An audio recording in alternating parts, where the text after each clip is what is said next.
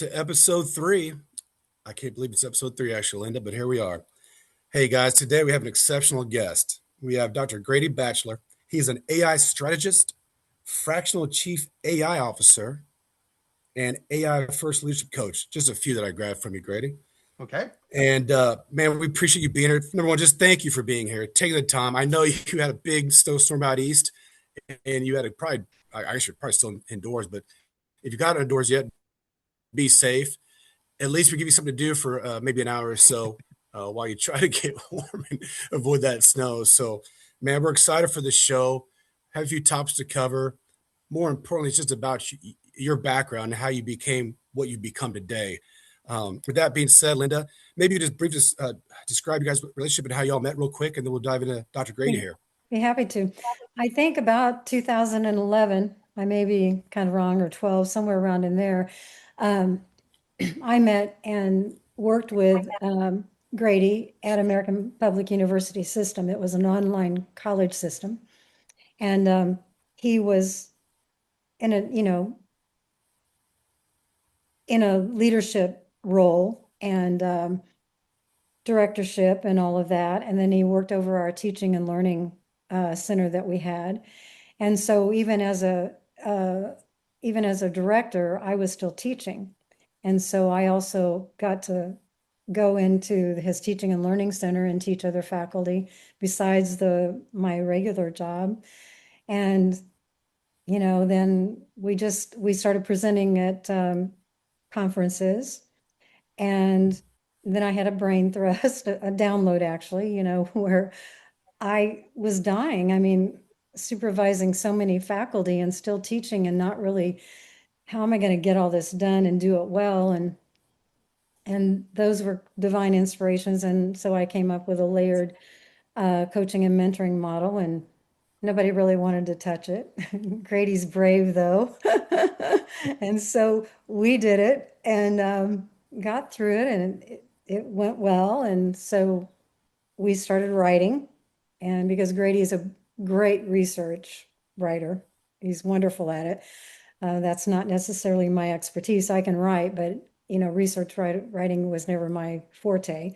But we did, and we did that with 3 other of the faculty members that were our team leads, wonderful people, gone on to do great things. And we wrote a book, and we self-published. And so it's on Grady's side, it's on my side, it's on Amazon. And it's just been, for me, it's been a friendship that I've cherished. And he was a great support to me. I could talk to him about things that I needed to talk to him about. I felt comfortable. And I don't know, we just have this heart-centered connection. That's how I look at it, and that's how I feel. I don't know about Grady, but for me, that's how I feel as well. He's my hero. Oh, that's great. That's kind of where we're at. So I'm blessed that he's here today. I'm honored that he decided to, take time to be with us. And so I'm just really pleased, and I'm so glad you're here. Thank you. Likewise. Yeah, Grady. Thanks again. And Linda, thanks for saying it. You had reached out to me about Grady. Speaking of AI, et cetera. I said, well, that's cool, but you're leaving something out, aren't you? She's like, I am. And that's what we're going to get into right now, if you don't mind, Grady. Just kind of give us your story, really, of how you became I just call it expert AI. Is that fair enough to say? I would say that. Anyways, knowledgeable. I'm always reluctant to say experts. It is changing so fast. I don't know that there are experts. Yeah, I know that. I thought about that term. I said, I don't know if I can even say that, but to me, you are. So if you don't mind, just diving right in and getting into it. And I know we'll all be intrigued. So feel free, buddy. Just tell us your story, man. Okay. Well, first, I want to thank you and Linda both for having me on the show today. I'm honored, and especially a show that's deeply rooted in real human experiences, because my foray or movement into AI really was something that I was involved in it as part of my work, but how I've really gotten into it came as a result of a major health problem. And I never would have had the opportunity, quite frankly, to dive into AI like I have. I mean, that's pretty much all I do. I learn and I share. But in January of 2023, I experienced a very serious health crisis. Completely paused my life. In fact, I literally didn't know if I was going to walk out of the hospital for about 72 hours. And it was a really scary situation. And when you have, I was being strong for my wife, I was being strong in general. We didn't share this. In fact, my family that listens to this will be hearing this for the first time today, quite frankly. And that was that suddenly my career that I'd worked for decades to build. I mean, literally all my time working with Linda and throughout the course of my career, literally, I was building toward where I was currently at the time. And it was building my dream institute, which was with a team I trusted, I respected. And basically, because of my health, it was all coming to an end. But I had to do something, because the realization was if I didn't do something, literally what was happening in my life was killing me. It was killing me slowly. And if I didn't do anything about it, it was going to kill me slowly. And Linda can tell you, I'm pretty much a workaholic. I dive into things and I'm really deep into things. And as a result of it, I don't take a lot of time for myself. This forced me to slow down and ask what really matters most. And that was a really pivotal moment for me, because slowing down, I found a new purpose in life. And it really was AI. I had been working with AI when I was at the American College, where I had to leave because of my health. But it was now not just the technology, but it was a way for me to connect with people, to serve communities, and to heal myself along the way. Because for me, I have to have a purpose. My purpose had always been deeply rooted and tied to what I worked and did. And Linda can tell you that basically I make my work tie into my life. Yeah. And so, I felt like this ground had really shifted under me. My world stopped because I realized I was not going to be able to continue to do what I was doing. I had to be able to have complete control pretty much of my time and what I was doing. And I couldn't just see retiring and going home and doing nothing, because that's just not me. And I also wanted to connect with people because, as Linda knows, I've been working remote since 1997. I worked remote before people even really thought about remote. And so I'd been working remote for so long that I really do leverage and value connecting with people when I'm in a remote situation. So like I said, when the ground shifted under me, my world stopped. I'd worked so long to reach what I called my dream job, but suddenly my body was telling me, slow down, or you won't be here to enjoy any of it. And that was a real wake-up call for me. It was frightening, humbling, and ultimately very clarifying for me, because it forced me to confront what I truly valued, and that was people, impact, and purpose. And for me, that was very important. And my family was really at the heart of this. And so during this transition, my oldest son reached out to me. He had to leave a message on the phone. And it was so funny because I'd already been thinking about starting my own consulting around AI, because I realized that it was going to change the world. I really truly felt that. I still more than ever believe that today. But it was about how do we make this real for people? How do we connect with people? How do we help them not fear what's coming and to really be able to embrace it and use it? But my oldest son reached out and he left a message on the phone. And this was actually about a month after I came out of the hospital. And he left a message and he goes, I guess it would have been 2 months because it was in April. He said, "Hey, Dad." He goes, "This is your son." He goes, "I woke up this morning. I was thinking about, and at the time he was turning 36. He goes, "I'm not getting any younger." And he goes, "Quite frankly," he goes, "I realize you're getting old, man." And he goes, "I'd really like to spend," exactly. And he said, "I'd really like to spend more time with you." And this was an opportunity for me to not just build a business, but to build something or build a purpose for me, but also build something that I could connect with my sons and be able to work with them on, so that maybe we have something that can be left behind after I'm gone. And if we had time, I'd talk to you about the different kinds of technology and stuff I'm working with that actually somewhat leaves me behind after I'm gone. But I had no choice but to basically retire, focus on doing something else that would help get my stress down. And then at this point, my transition was, how do I build a business that gives me purpose, that allows me to focus on what I like doing best? And that was learning about new things, and at the same time turning around and helping other people to learn about it. And I seem to have a knack for being able to take what is technologically scary and turn it into things that people can relate to and actually grasp from a human perspective. So for me, it wasn't just a change in profession. It was basically, I changed how I saw myself and how I could serve others. And that was through leveraging the AI to do it. And since that turning point, it's been really interesting, because one of the other things, I love speaking. And so I really wanted to speak on a bigger stage.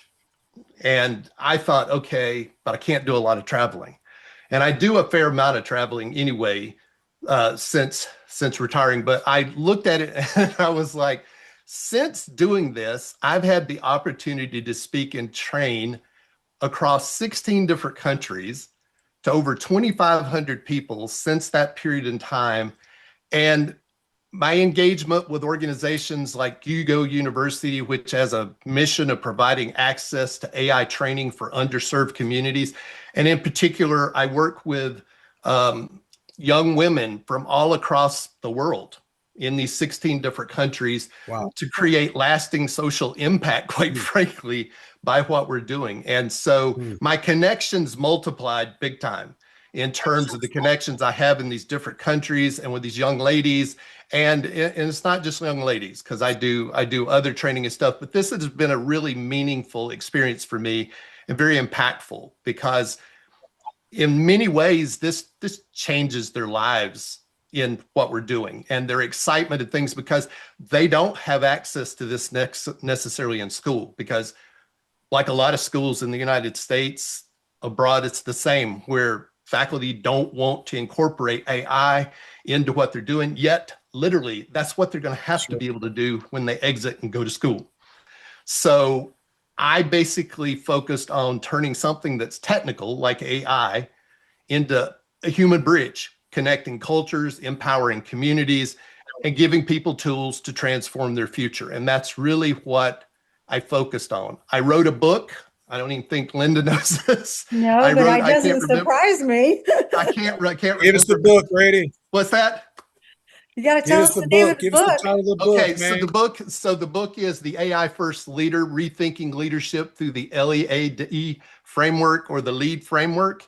And it's basically serves as a basis for me to be able to offer AI first leadership training, which focuses on really the human plus AI increasing of capabilities. It's allowed me to create an AI leadership black belt training program. It's also been plus that is also It's also been the basis for two different podcasts I do for the Chief AI Officer Network. And it's just been very interesting, because that's been another source of being able to get out there and stay in front and share with people about what I'm learning. And it applies everything I learned over the years, from being in the C-suite, being in director positions, being in VP positions, and how you leverage technology, the digital transformation. And for me, ultimately, three key things I learned through all of this was that resilience becomes real when it reconnects us with others. Growth isn't success, it's connection. And then your hardest moments can become your most meaningful legacy. And so that's really what this has been for me. And while AI can be very technical, AI has been very connective, allowed me to connect with people, allowed me to make a difference in people's lives. And for me, it truly, truly became something that allowed me to really fully leverage what I could do and what I knew through the years, and give me the opportunity to feel like I'm still making a difference. And I know I am, just based by the feedback and stuff that I get from the people that I work with around the world. And to be able to say that and be able to document that it's literally in the thousands of people around the world in very specific countries, it has just been quite the experience, because during those 72 hours that happened in January, I just thought everything was at an end. And instead, it became the greatest thing in my life, quite frankly, because had it not happened, I probably wouldn't have lived for a year.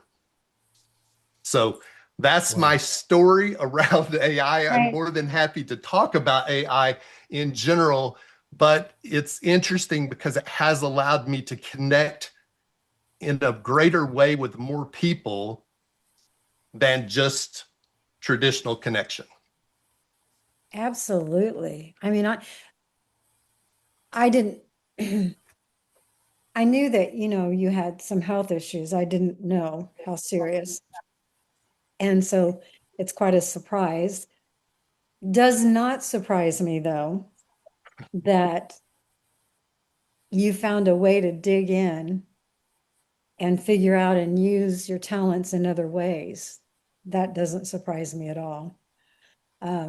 You're brilliant, and you're such a heart-centered person that I can see how other countries who cultures and values and thinking is so different, how you would just mesh beautifully.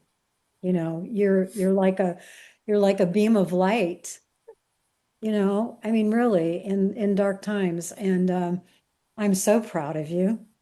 I'm proud to know you. And I think it's remarkable. I really do. Yeah, I like to add to that. It's interesting how I like to say adversity doesn't build character, it actually reveals it. And your story is not uncommon from others that have really done something great.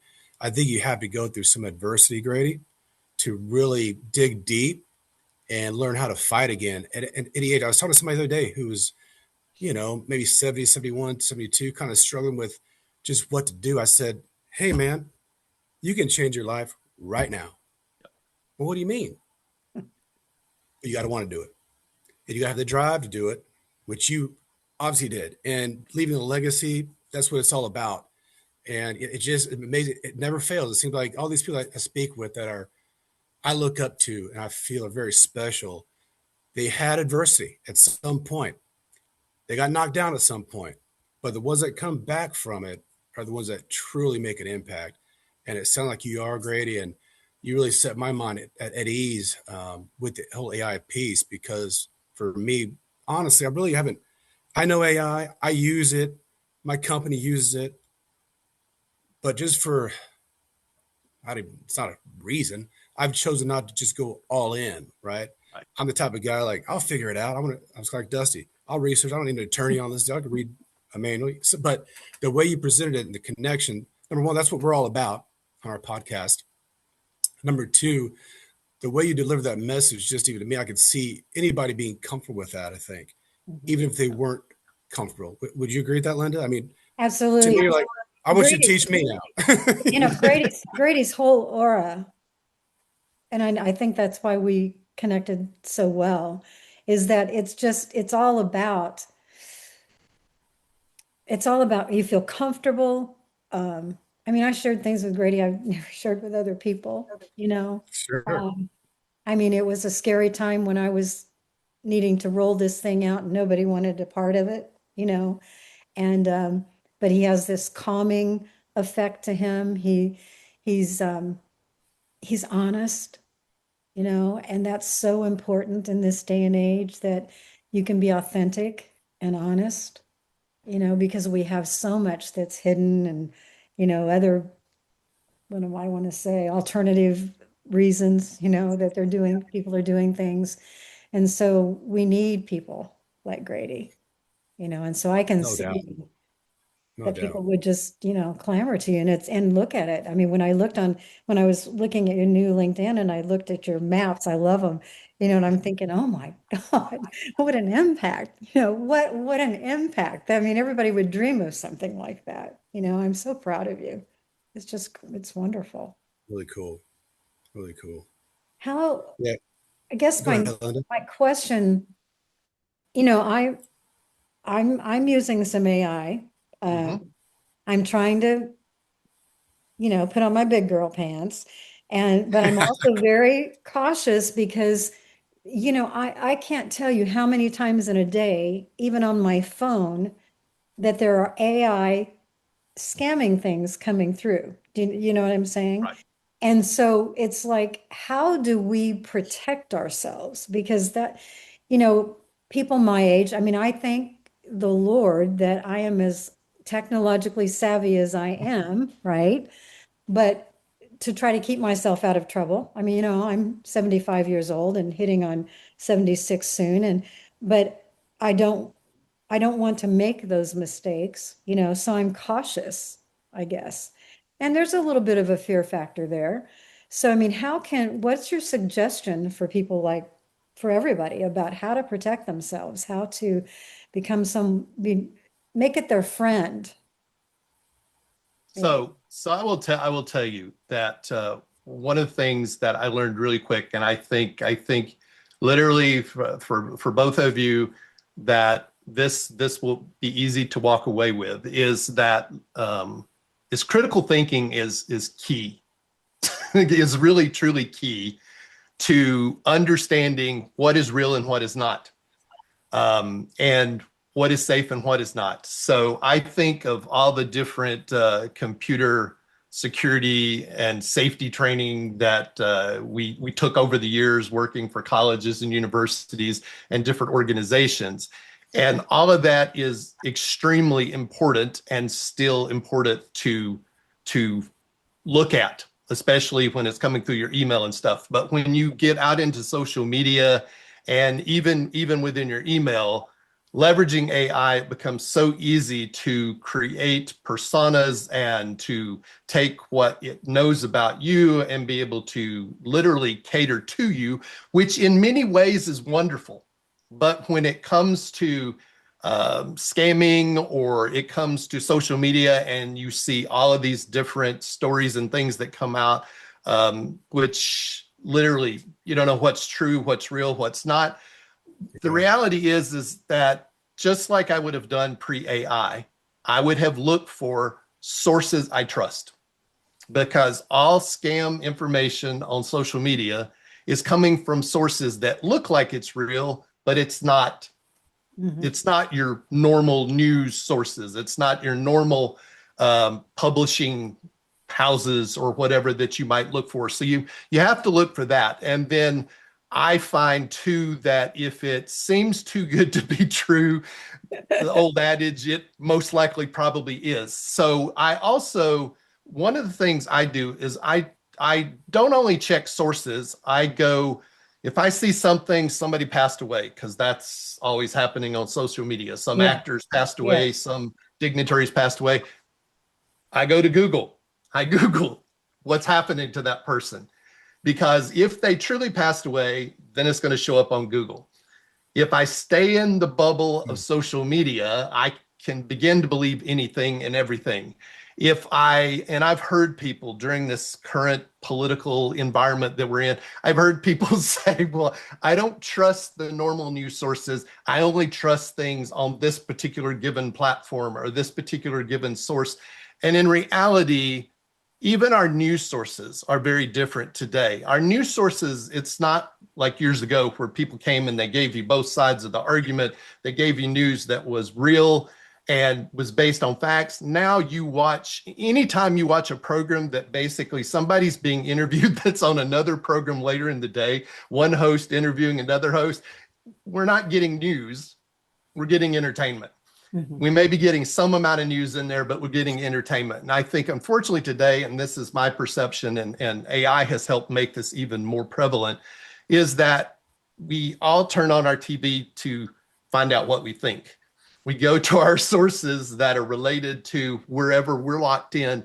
And I think the critical thinking on all fronts requires that I not just trust one source, I not just look and believe what I see at face value. And I will tell you, I actually leverage AI for this as well. I use Claude, I use Gemini, I use ChatGPT. Those are some of the most prominent LLMs. And I will verify things by asking the same questions from multiple platforms. Like I said, I will go to Google and I will look at Google. I go to Yahoo because there's certain things that you can find that basically help you know what I'm looking at is real. Also, if you're inside of a conversation online and it seems like it's in one direction one moment, then it's pivoting to a different direction, you can pretty much bank on that there are chat bots in there that are helping to shape that conversation. And therefore, what you're experiencing is not real. In fact, I have a social media account on Facebook, and I use Facebook primarily because that's a big advertising source for me. But on Facebook, Instagram, and some other platforms where I have a separate account that's not influenced by what I'm doing or what I may have commented somewhere, so that I am getting more of a straight shot on what it is that's happening, because it's not trying to cater to me. It's not, I looked at a red car and drove through a drove through a car lot and looked at red cars or red trucks, and the next thing I know, they're everywhere. And that's because of geo-targeting that happens. And now you're able to leverage AI and pull all those things together to the point that I can literally leave the car lot, go home, sign on to the internet, and it's going to be advertising what it was that I was looking at, which helps influence my buying in the process, because I'm like, and so again, it goes back to critical thinking. It's plain and simple, and it sounds so easy, yet it's so difficult, because I think it is a skill that is missing, quite frankly, in most people. And even though I worked in higher education, I worked alongside people who were very highly educated, who literally did not leverage their critical thinking skills. And they were all emotional. And I think that's the thing, is when we're looking at what's happening and how AI is being leveraged, because the thing is you really can't anymore go, is that AI? You just have to be looking and thinking, would I believe this? Would I buy into this? Would I want to be part of this, regardless of how AI is being used? Because AI just allows us to magnify things. And therefore, it's not so much about the AI. Is it about what am I doing? Because I'll be completely upfront. I am able to do so much more now because of AI, and I can create presentations and present information. And I do have an AI clone, because literally I put together all the materials, I do all the research, I write all the scripts and stuff, but I don't always want to get up and get ready and look like I just came from a haircut or a stylist and get down here and get on the screen. My AI clone, he looks good all the time. In fact, I'm jealous cool. because he looks really good. But I need a couple of them. Yeah, that's so cool. It's really truly interesting. And then also, I'm able to leverage AI to create automated workflows to where literally things that used to take me 2 and 3 hours, now I just set it in motion. I drop in images, I drop in my scripts. Now I still do all my scripts, because I have a strong belief in human first, human in the loop. Each and every one of us is responsible for everything AI generates. You can't go, well, AI said that, or AI generated. We are wholly 100% responsible, just as if it came out of our mouth. So all of my automations have built in reviews, and either I review it or my virtual assistant reviews it. But in most cases, everything that goes out the door, I have looked at. But I don't necessarily have to be the one doing it, because now I can take something that used to take me 2 or 3 hours, and I have an assistant to do that. It also helps me to be able to keep my costs down, because I can now build assistants to do a lot of these things. But in my mind, what happens as we go forward is I'm able to push things out to these assistants to do things that took up time that I now can focus on family engagement with people that I want to be engaged with friends I have around the world because now of my different speaking engagements.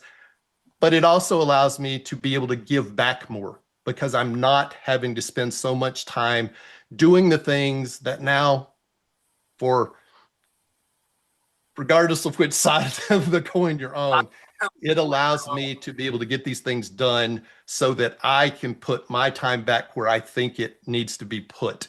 And as a result of it, I don't see it as a bad thing, because if I can help other people be able to get 8 hours worth of work done in 4, that's 4 hours worth of work they can go back to school. That's 4 hours worth of work they can spend with family. That's 4 hours of work that they can do something else that's more valuable and impactful in their life than spending 8 hours during the day. And Linda can tell you from my past, I am less concerned about whether somebody fills up 40 hours a week than I am about does somebody get the job done. Because if they get the job done, Quality. that's what I'm paying them for.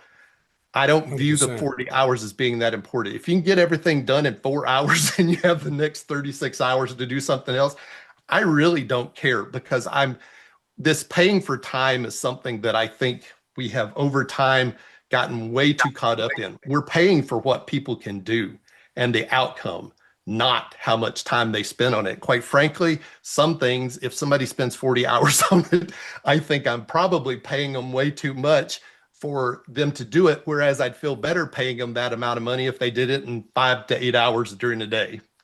So just my thoughts. Grady, I can hear Dusty, that would be a thing with him too, because, you just spend your time quality, get it done, and you're done, and quite frankly, in our culture today, though, that's where we have a big disconnect from my We do. perspective, big We do. disconnect. And I definitely want to know if you'll come back in the fall and we talk about some of this kind of stuff too, because I think that people need to hear that, because we have a lot of a lot of people that are taking their lives, a lot of people that don't have the will and the power to go on because they're exhausted. And when you're emotionally exhausted, as you know, you don't get anything done. If you're physically impaired, whether it's whatever that physicalness looks like, from grief to health to whatever, you don't function well. And to think that somebody has to work 40 hours a week when they could get something done in 2 or 3, that's something we really need to think about to help the mental health. I'll piggyback off that too, because one of my questions I think I sent it to you, Grady, was speaking of work, I think Elon Musk has stated, you better learn a skill or a trade in the future, because sitting behind a computer is going to be a thing of the past. What is your take on that? The So jobs of the future for the next generation. I do think learning skills that you use your hands with is going to become very important. I pivot back to the critical thinking skills, I think, are going to be invaluable. I think learning how to learn Mm-hmm. is Absolutely. probably, that and critical thinking are 2 of the most important skills possible, because what is going to happen is we're going to have another pivot where AI combined with robotic technology allows some skills jobs to be handled. Yeah. And so as a result of it, where I think both of you can relate to this, every couple of years we reinvent ourselves because of what's happening in our environments. For a lot of people, that's very difficult. When you go to work and you do one job for 20 plus years and you do that one thing again and again. I have an example is among skills was one time in my past, I hired somebody to build a deck on my house. And I lived in an area where there were lots of manufacturing companies and lots of people worked in, especially in the wood industry. And so I hired this one gentleman to build me a deck. By the end of the week, we had 8 different people involved in the deck building project. And that was because each one of them did a very specialized, specific job. So it took 8 of them to build the deck. And as a result of it, and this was years ago, it was a realization for me. One, that was how companies kept those employees, because none of them knew all of the jobs to be able to leave and go do something. So they could and they got paid well at the time to do these very specific jobs. But in my mind, that's kind of like indentured servitude, because you have no ability to leave and go somewhere else. And maybe that's a bit harsh, but it is a reality. And with a lot of the manufacturing operations today, it is that. So when I think of learning skills, I'm thinking of actually learning to be an electrician so you can do all of the parts from A to Z, learning to be a plumber so that you can do A to Z. And quite frankly, in my just living experience, if you were a plumber and knew how to do air conditioning, refrigeration, you could do really well just about anywhere in the country right now. Absolutely. But learning those skills, but that need to be able to learn how to learn. And I know that I didn't come up with that. The reality is, ironically, I have been working with a group of researchers since the early 90s on the concept of learning how to learn. But it was really made popular among AI in the last couple of months, probably the last 6-7 months, with it was the CEO of Google's DeepMind that basically, he was at a conference and he pointed out that in the era of AI, learning how to learn is the single most important skill set. And so for me, it's learning skills, it's learning capabilities. You mentioned Elon Musk, who's notorious for working and sleeping very little. I don't think, quite frankly, I don't think that's what we all have to do. That's a choice, in my opinion. It's the same as I sleep very little, and I do spend a lot of time thinking and engaging, but that's a choice, because I have literally built so much extra time in my life with what I'm doing that I wouldn't have to do that. But I sleep on my own schedule. So I don't go to bed at night like most people and get up at a certain time. I literally sleep around the clock based on when I'm not thinking and doing things. I think capabilities, though, and I think it will be important for everyone, and I do mean everyone, to have basic comprehension of how to interact with AI. Because, people hear, I need prompting skills. I do think it's important if you can learn some degree of prompting skills. But what's even more important is being able to have conversations with the AI, because the AI is very human-like in terms of its ability to do things. In the last couple of months, I have been nose down into AI automations using N8N, and thank goodness for Claude's code now, because now I have a programming assistant that can help me do things that were too complex for me to do, that where I'd spend weeks doing it. Now I literally can do it in an amount of hours because I'm able to have a conversation. So that skill of being able to have an intelligent, critical conversation, and also being able to put guardrails on.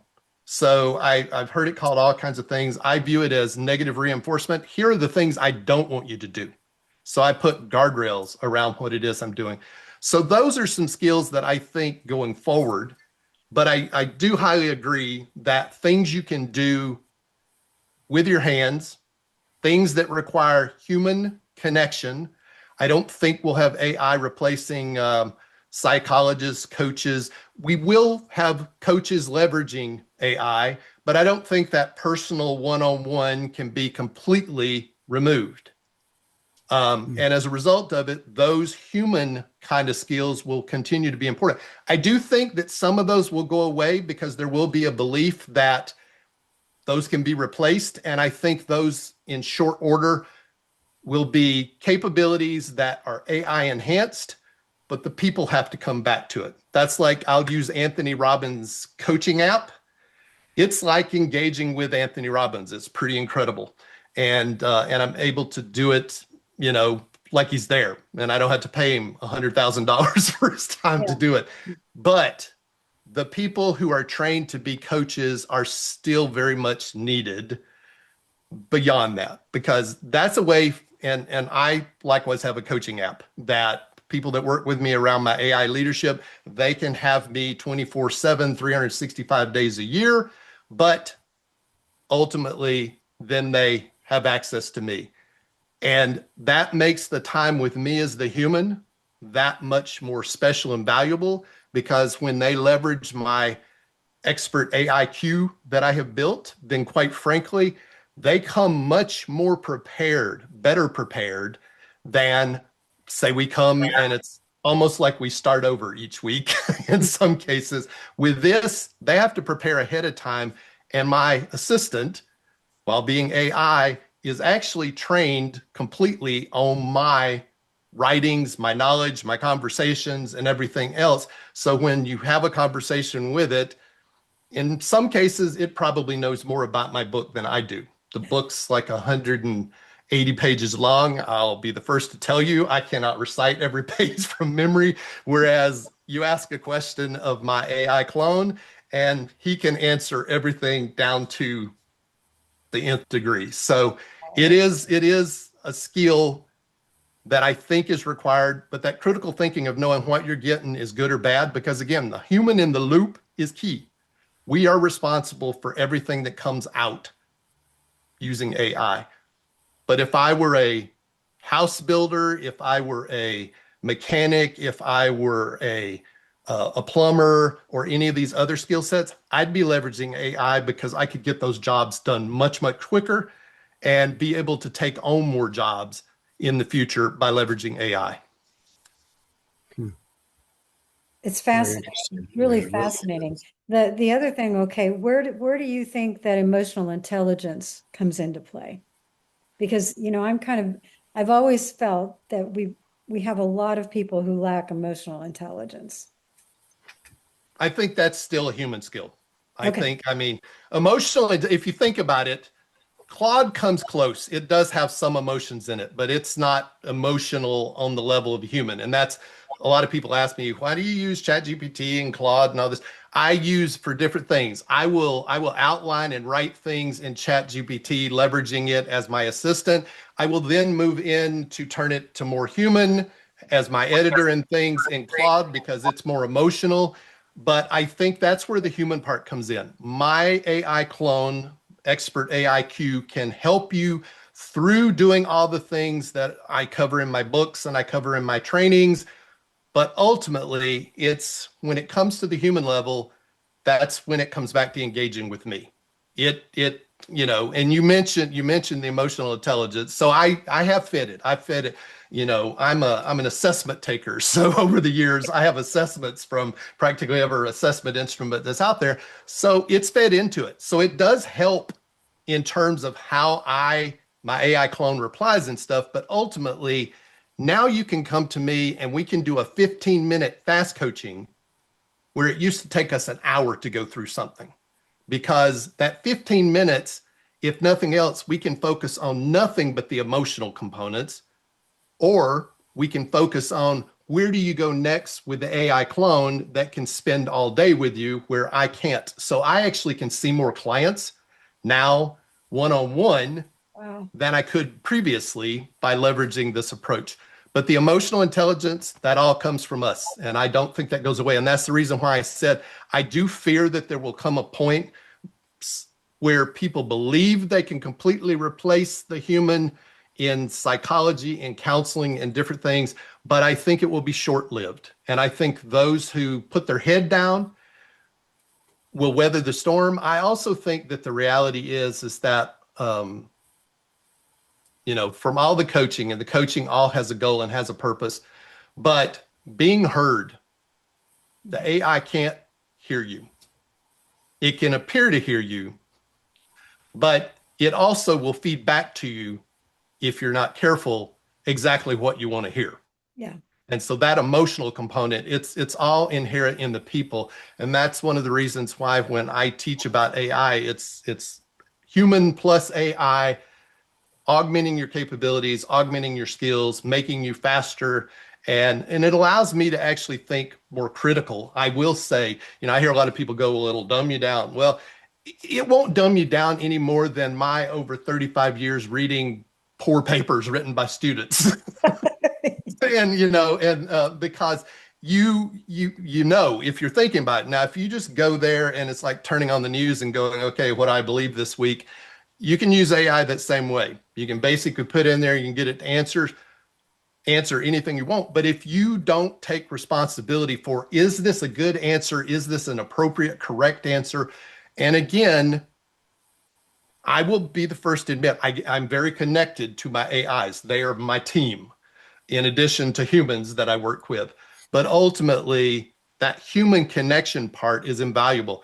I, in fact, have a client that I ask for us to no longer be a client connection because I valued the individual's input and I'd rather be his critical friend and likewise be able to get him to be my critical friend than to actually be in a coaching relationship.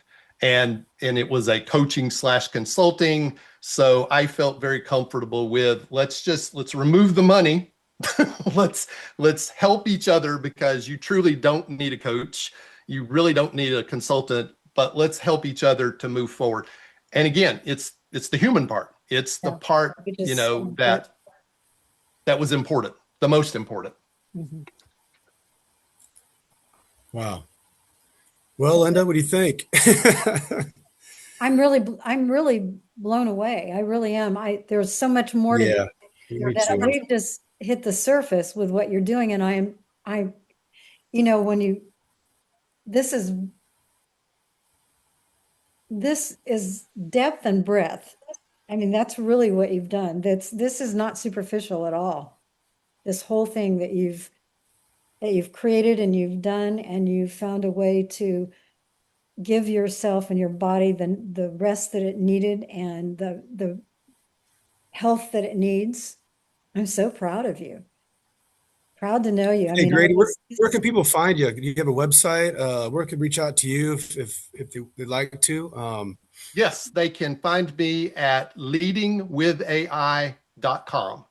And that's just literally the word leadingwithai.com.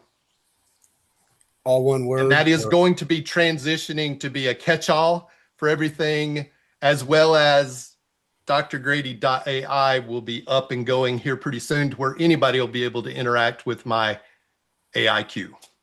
that oh is awesome. my gosh. That is awesome. Well, I There gotta is, step my AI game up. I know that. yeah, I'm thinking, And I will. wow, Thanks to Grady now. He's going to teach me everything. you're doing No, old but fashioned stuff. I think the bottom line is that your delivery of your message is very soothing to people that are maybe a little bit find it daunting. Mhm. Um, especially older generation. And it's, like I said, if they don't want to jump on the train, they don't have to, but it can be beneficial for them as well. So, man, thanks again for everything you've just mentioned on the show here. It was brief, considering. I mean, it flew by an hour. Like no problem. We're gonna go two more if we had to, and we might in the next one. But I just want to thank you again. I really do. Well, thank you very much. I appreciate you both. I'm honored that you would have me on your show. Well, think about the fall because this really tells me that we need to know more, and I'm thinking I'm way behind the times. So, but there is one point that I think that you said that I thought is important for people to also know is that sometimes these automated things can tell us what we want to hear. So there's that discernment, when you talk about Yes. critical thinking, but there's also that discernment, and there's also listening to your inner voice that Yes. I don't think enough people do. It's, your gut, your whatever, but listening to those instincts are really, really important. And because, everybody's always looking for acknowledgement of what they're thinking. Oh, We have exactly. that going on all over the world right now. So I'm going to hit that point. I want people to really know that with anything that we do, that's new, unique, and will give us that time and that space that we always have to use good discernment, Well, we do, and I will share there. That is again why the human first, the human in the loop, is because I will oftentimes, when I'm having a conversation to think through things, brainstorm, or think about how I could approach something, get an answer back from the AI. And I'll go, while I love this, now I want you to give me a no BS assessment of what you just shared for me. And I don't want any flowery stuff. I don't want you to agree with me. Now give me an answer. And it's amazing the difference of what you will get. Oh, Yeah, okay. I've heard That's a stories about good, that. yeah. So Rumors and that's really rumblings. a good point. And you know, people need to do that throughout the day when you know, are you just telling me what you want me to hear? Or do you really want the truth? That's right. Well, that's That's right. exactly it. I mean, it's literally because it's created to do no harm. But something as simple as sharing a strategic plan that a company's put together and ask it, to assess it, and it talk about what a solid assessment it is, and then you put in there, now the company has no money to implement this. Then you get an answer back that's a straightforward answer, because again, it's the having a conversation. And if I have a conversation with you as a human and I don't give you all of the information, then you can't give me an effective response. So it's knowing the questions to ask, just like in life. Just That's like right. talking to a human Yeah. and making sure if you are going to hide something, then it's not going to be able to give you the real facts. But in many cases, people find it easier to share things with the AI than with another human being. So Right. that's one of the areas I agree. that it can Yeah. be helpful. Yep. Lenny, you asked people, you left with a question at our last episode for people, and we want to leave with a question today of what, after they've heard all of We this do, from don't we? Grady. I don't know if it's a Yeah. question or more of a statement I Well, have today, maybe it's Linda. however you want to do it. I think the key takeaway for me today and for the audience as well as a collective, really, don't give up. I mean, here's a situation here where Grady was on his deathbed. Others have been there before. And instead of just saying, hey, throw in the towel, he made the conscious decision to make a change. And when he did, who would have thought? I mean, maybe he did, maybe he didn't, Grady, but I don't think you thought you'd become a go-to guy in AI.